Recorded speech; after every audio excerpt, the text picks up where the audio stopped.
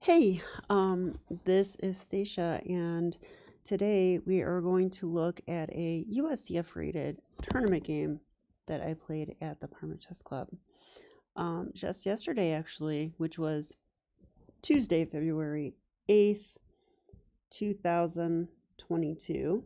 Not sure when I'm posting the video, but that's when the event was. And prior to that, I played on Sunday.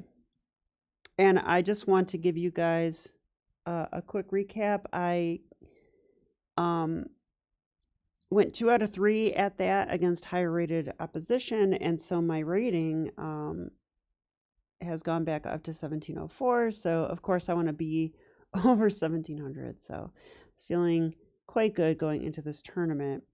And my plan is now to basically play a lot and make a run for 1800 before I go to the World Open this July. So that's basically my tournament plans. Anyway, let's get to the game, right? Okay, so e4. Now my opponent is, I guess he goes by Wes, but his name is Vislash. I don't know how to say it, but you can call him Wes. And he was described to me by others as a coffee house player. That sounds like such a non-serious term. Like, oh, he's just a coffee house player. Yeah, but look at his rating. And clearly he's played more rated games than I ever have, probably, and okay, I mean, he's a 1900 player to me, so, but he doesn't know openings. He kind of makes them up. So that is an interesting thing, and you're going to see that in the game. So he went e6, the French defense. So, of course, if my opponent allows me, I will basically put 2 pawns in the center, which is what I did, and he went d5.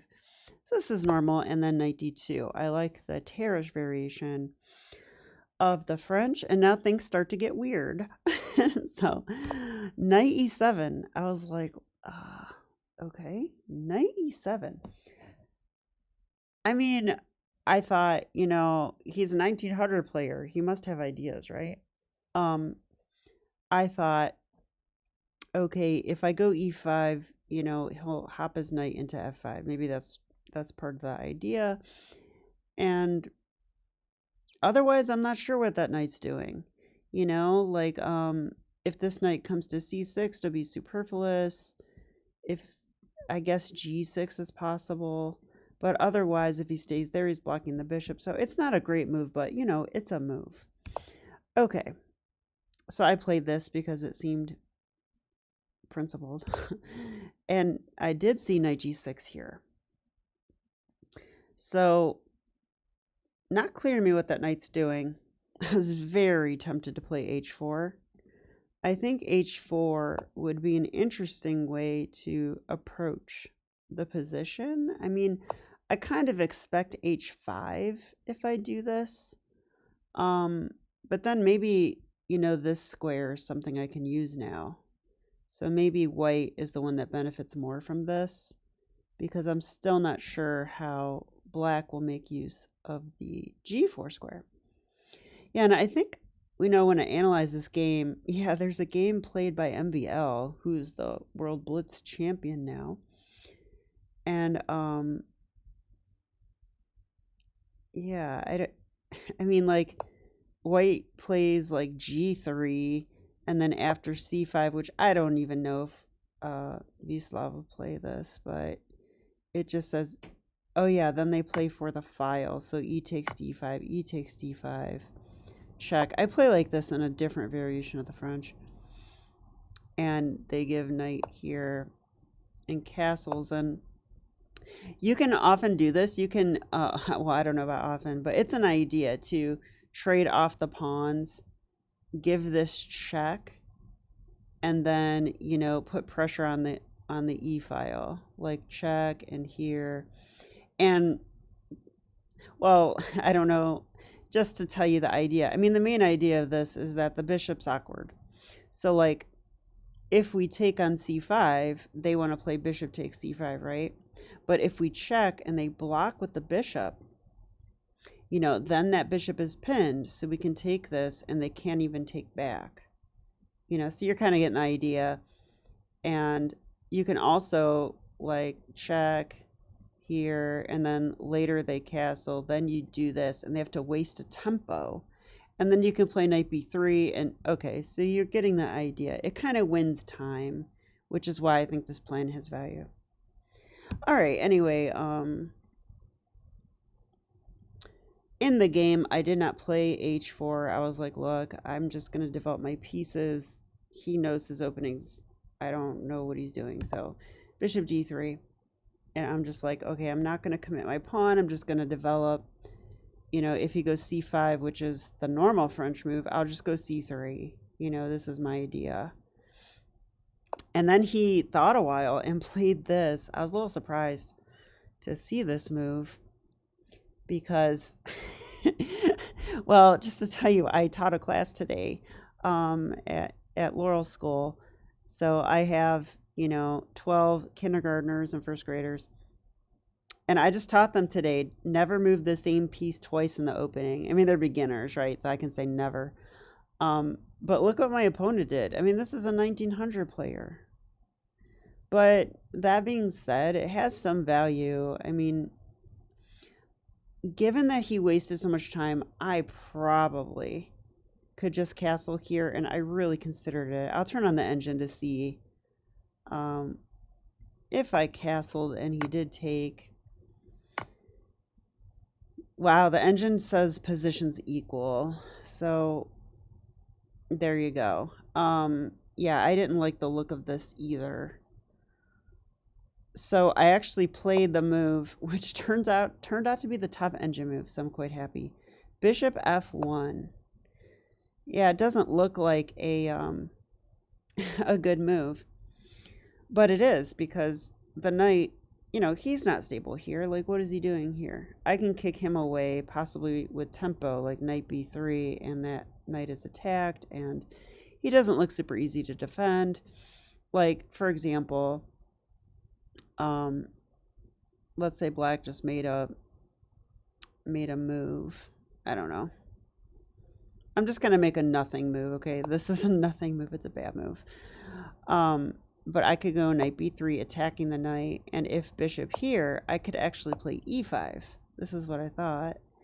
And now the knight's undefended, the bishop's attacked, and white's going to win material. So I went bishop f1. He did go c5. And yeah, I did spend some time in the opening, but, you know, when my opponent makes suspicious moves in the opening, I don't mind spending time. Like, maybe I should spend time in that case, you know. And I came up with this move, knight b3, which, again, is the top engine move. So I'm really happy to see this. Yeah, what I calculated here was, I thought if knight b3 and he, well, on this move, I don't remember what I wanted to do.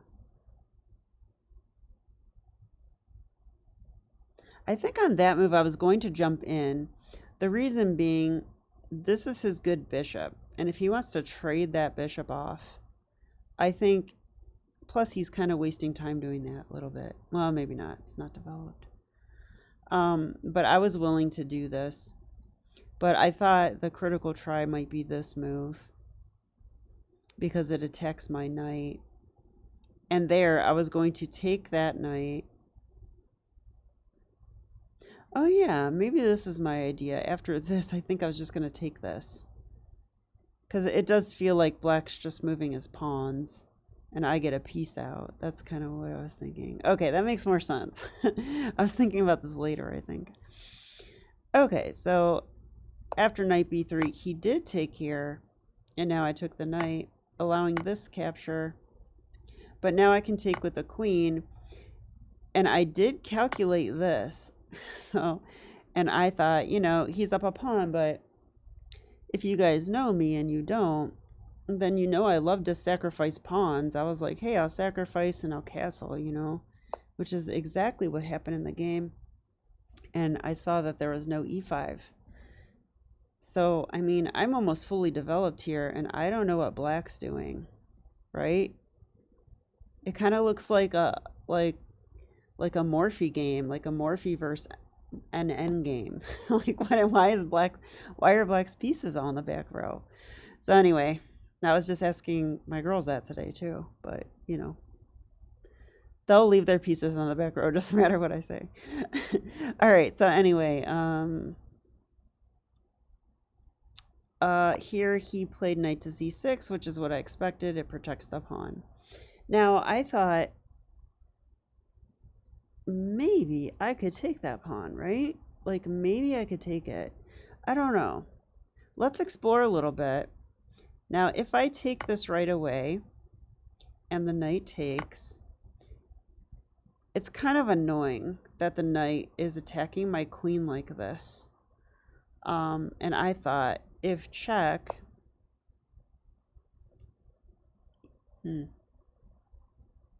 I thought he could take my bishop, and if I take the queen, all I did was win back a pawn. So I got a queen for a rook and a bishop. I wasn't all that satisfied with this. Turns out my evaluation was totally wrong, because this is winning according to the computer. It's like +7. And it's because of a tactic that I missed right here. So if you want to pause your video and find it. Yeah, queen d3 check. Look, I missed this. So we have this nice little resource, and he would have to move his king somewhere, and then we pick up the knight, and okay, that's winning. I didn't see that. I think had I seen that, I may have played it. But I also thought, if here I thought, okay, well, he's attacking my queen and this doesn't work, or so I thought. So I thought, you know, maybe I could try this move. But then I thought maybe he just develops a piece and protects the knight. And then I thought, okay, if I go f3, I thought maybe he could go like, okay, looks like the engine's not agreeing with me, but I was worried about this move because I'm a little vulnerable over here, you know? And if I go taking this piece, I'm not sure about my king anymore. And this is exactly the type of position that he loves. He's kind of a wild tactical player. So I don't think this is the right way to go. I guess white's slightly better here. Like, okay, like, I wasn't interested in that. So I actually chose not to take it, but I was still thinking about it. So I played bishop to b5, and I calculated this too. So I did a lot of calculation this game. On bishop d7, I thought, okay, now I can take the pawn, because if I take now and he takes back with a knight, now the bishop is blocking the defense of the knight, and I could play rook takes, you know. And then if he wants to take the bishop, I thought at this point this looked good to me, because after rook takes I would have queen takes b7. So I thought that was good. So this happened. Okay, so I did this. Now he took, I took, and then he played the move bishop c5. And on this move, my rook's attacked, but I mean, yeah, I feel bad showing this game at his, because he's a good player. Like this, I don't think this is necessarily normal for him to play like this, but okay, I could take with a rook or a bishop. Now I chose a bishop because, well, mainly because it's check, and I thought, okay, it forces him to do something. But this move's interesting.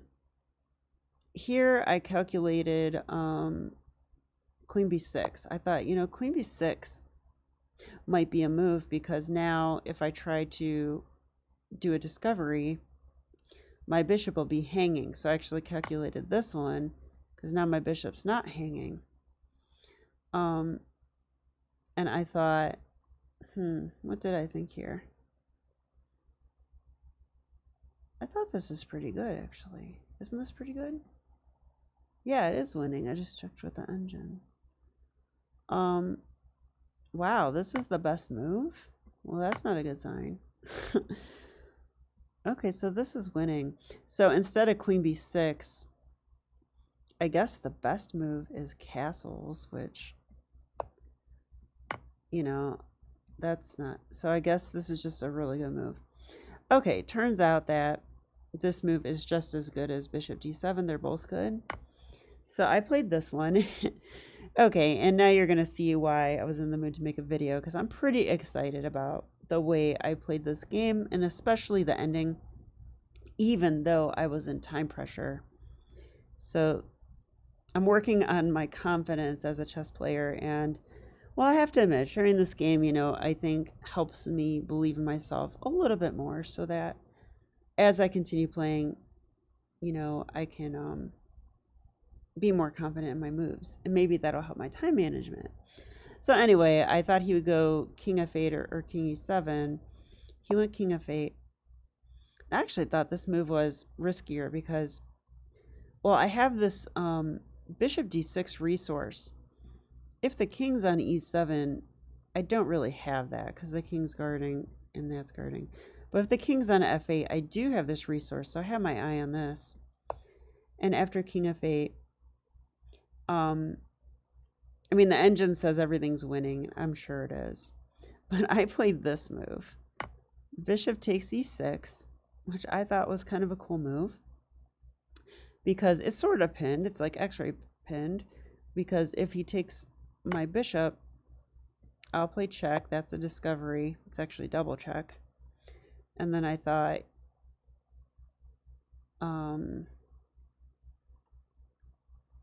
well, if here, what did I think? Oh, I thought I could take this and the queen's under attack. Yeah, that seems pretty reasonable. And I don't know what he should do here. Computer gives queen g5 check. I would probably just go king b1. I mean, I'm just winning here. Up material with a good position. So, okay, I did this, and he just went king e7. And, so he's threatening to just take my bishop, and he's also threatening to take my rook. I had about 2 minutes left on my clock at this point of the game, but I had already calculated what I was going to do here, and I got to slap down this move. Bishop d6 anyway. Kind of a cool move, right? This actually does work, I'm happy to say. So he can't take with the queen because that's ridiculous, right? You just, well, I could take the queen, or I could just mate him. So he cannot really take that way. And I thought also, what was I planning on this one? If, oh, the queen's pinned. I totally forgot that part of it. Okay, well, yeah, that was the main reason I wanted to play this anyway. So it kind of forces this move. Bishop takes d6. But now I can take with the rook because, again, he can't take the rook because he'll get mated. And so after this move, he played rook to e8.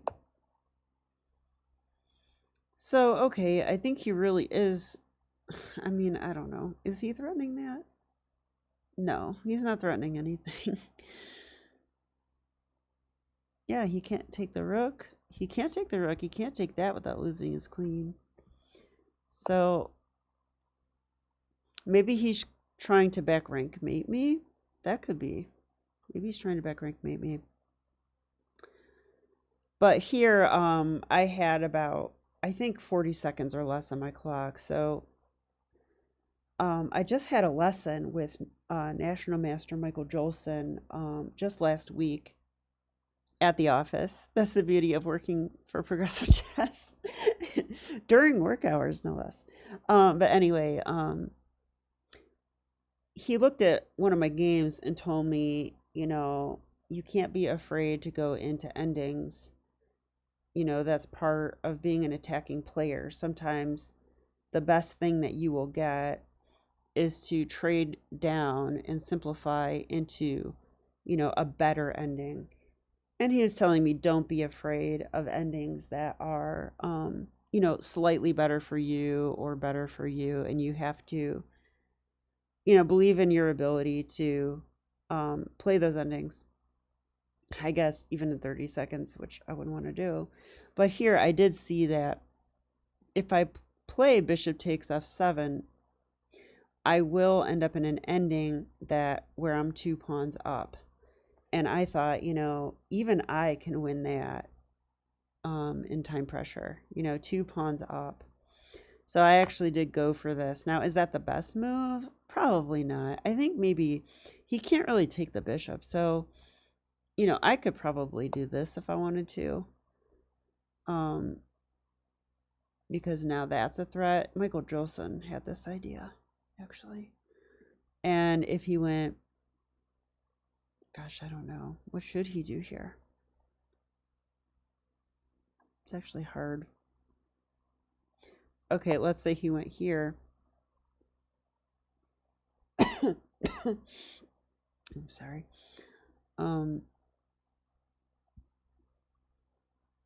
Yeah, I could even maybe just retreat the bishop now, because he unpinned, right? So he is threatening to take that bishop.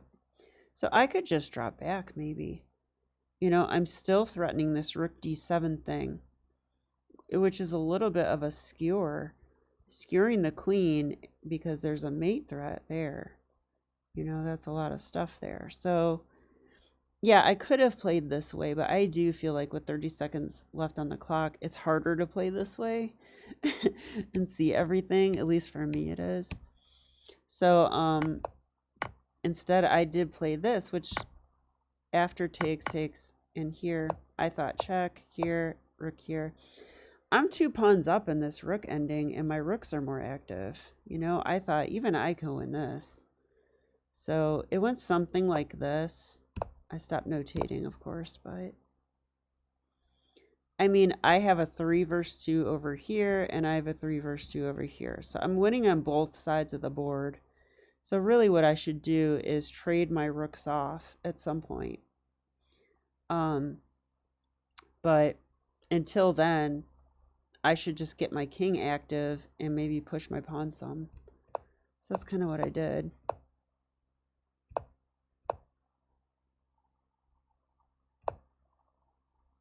Yeah, so the idea is, here, here, here.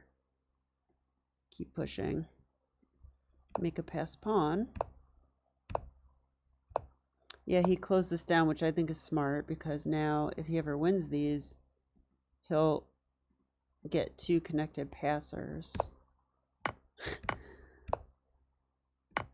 Okay, so then we traded off, and well, I'm actually, oh, I didn't put the moves in, but I'm actually really embarrassed to say that somehow when I had like very low time, I did accidentally let his king in.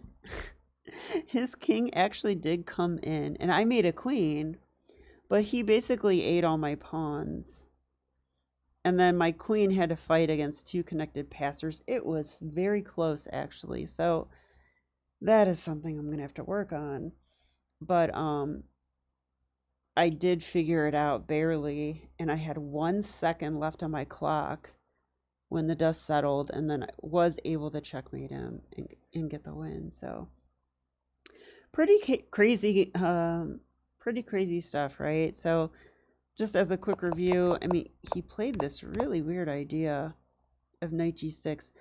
I do think I will go h4 next time. I don't expect he'll see this video. He's not a chess studier. So I'll probably go h4 next time and see what happens if he plays the same way. there's no guarantee that he will. Bishop d3. Yeah, this is all very precise, like the way I played this part of the game. So I'm very happy about that. Until this move. Yeah, I should take the pawn right now according to the engine because of that queen d3 check thing at the end, which picked up the knight, which ends up there, right? Yeah, because the knight goes like this and picks up the bishop. So I played this first, but then I did find knight takes d4, which is the best move. And yeah, I mean, I really thought his best chance was to go into that queen and that this ending. I thought this was his best chance.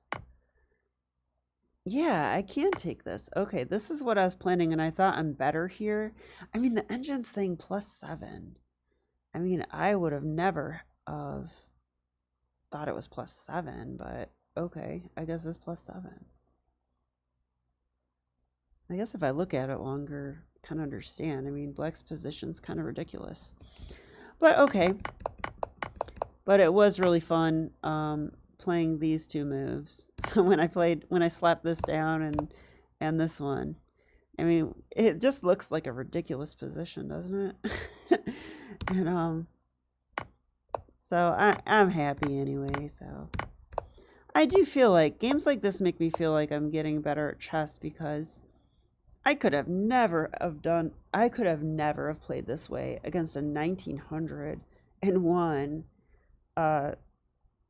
2 years ago, and maybe not a year ago. So it does make me feel like I am indeed improving at chess. And well, I got a win against a 1900 on Sunday, and I got a win on Tuesday, and I had, you know, a couple nice wins, or at least one nice win against 1900 at Kings Island.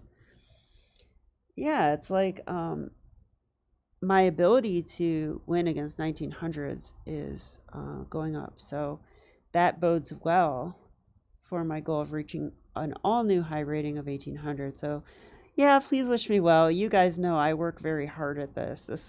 This will not be luck or willpower or anything like that. If I break 1800, it's just been sheer, just brutal hard work and lots of chess. So but I'm very encouraged about it happening in the next few months. So hope that you'll continue with me on my journey. Okay, thanks, and I'll see you later. Bye.